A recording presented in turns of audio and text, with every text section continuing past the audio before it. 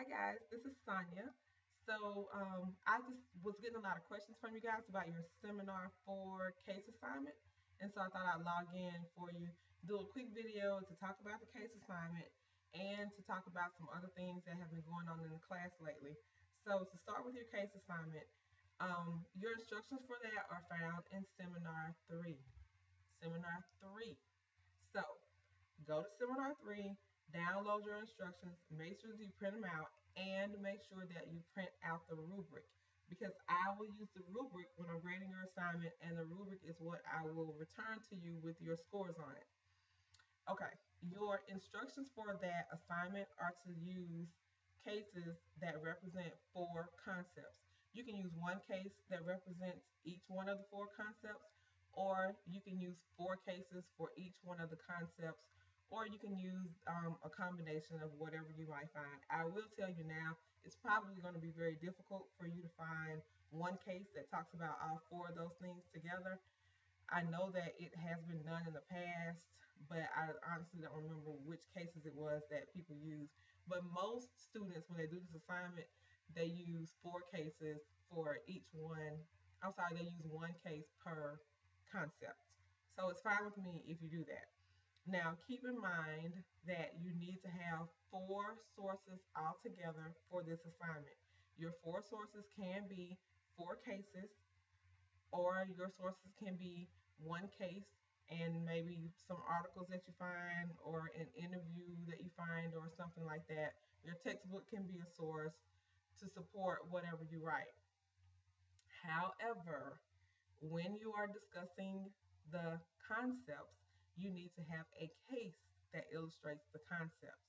So don't say in your paper, I found an article that talks about a trial. You have to find a case that talks about criminal law. Um, Somebody asked where you could go to find the cases. I found that when you're looking for things like this, Google can be your friend.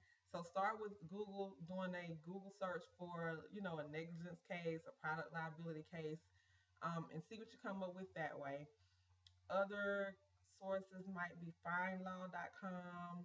I think there's one called justia.com, justia.com. Um, Basically, probably any legal site is going to have cases for you, but do not use Wikipedia for this assignment or any other assignment. You are welcome to use cases that you find in your book to do this, and you are, like I said earlier, welcome to use your textbook in this assignment. Um, let's see, some of the other questions that we've had are why you guys in this class have, I guess, assignments that are given to you in the previous seminar. Well, the answer to that is I don't know.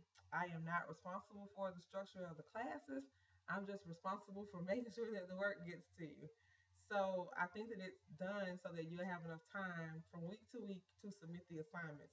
So make sure that when you are in one week, like this week we're in week 4, so make sure that you go back to week 3 to see what your assignment is. I think it's going to be like that till the end of the class, so you have been warned. um, Another question that I've gotten from a lot of you guys is your post on the discussion board, what exactly counts for credit? It counts for credit on the board when you respond to another student's post or when you respond to a post that I put up. You cannot receive participation credit for responding to anything that you're going to get a grade for.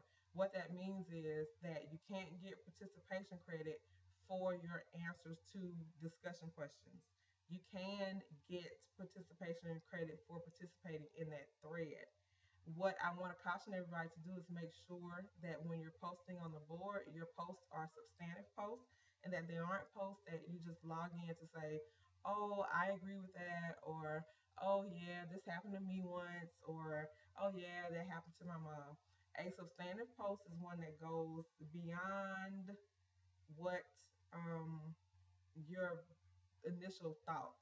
So, for example, if you want to say, "Oh yeah, I agree with what you're saying," You want to say, I agree with what you're saying because this happened to me, or I agree with what you're saying because I have this example, or I agree with what you're saying because I found this case. You're welcome to use your textbook when you respond. You're welcome to use any articles that you might find when you respond on the discussion board. You're welcome to use your life experiences as long as you stay on the topic. You don't veer too far from it. Um, let's see. I can't think of anything else that anybody has asked me. So what I'm going to do is go now. And if you guys have any questions for me, then you are welcome to leave them in your individual forum. I will check your forums when I log into the class. Please be reminded that I log into the class once a day. So if you ask me a question at 8 in the morning, I might not see it until midnight when I log into the class. And I only check the boards on 6 of 7 days per week.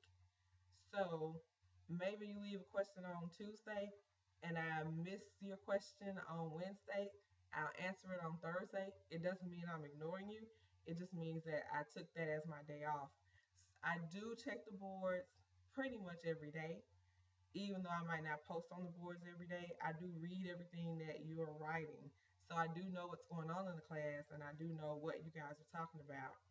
So I just wanted to make sure that everybody understood the participation policy, when I check the boards, and oh, somebody asked me about grades. Your grades are due on Mondays, and so I will post your grades more than likely on a Monday night. So every time I post your grades, you will get an announcement in the class and you'll get an email that says your grades have been posted. Sometimes you might look in the grade book and see that half of your grades are there and half of them aren't. That doesn't mean that I forgot about your assignment. It just means that I'm not finished yet. So if you get your grade email that your grades are there and then you see that all your grades haven't been posted, then you should be worried. But don't be worried before then. It just means that I'm not done. So with that said, I'm going to go. I hope you've enjoyed this video. And if you have any questions for me, you can feel free to leave your questions in your forum. I will answer it, as I said, as soon as I can. You're also welcome to call me. My number is 901-273-7073. I do answer phone calls. I do answer questions over the phone. So I hope you guys are having a great time in class. I hope that you're learning. If you have any concerns or questions about anything, I'm always available to help you out. So, with that said, I'm going to go and I'll see you guys on the forum.